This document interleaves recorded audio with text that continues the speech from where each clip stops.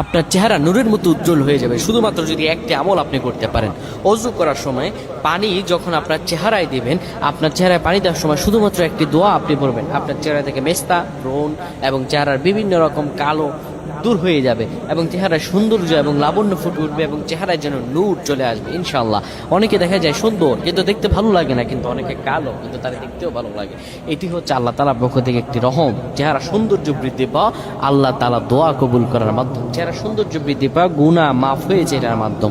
প্রিয় ভাইরা আমার, এটা অত্যন্ত গুরুত্বপূর্ণ আমল, সকলেই করবেন।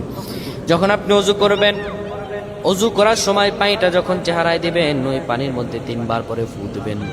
আল্লাহু নূরুস সামাওয়াতি ওয়াল আরদ আল্লাহুম্মা ইগফিরলি, আল্লাহু নূরুস সামাওয়াতি ওয়াল আরদ আল্লাহুম্মা ইগফিরলি।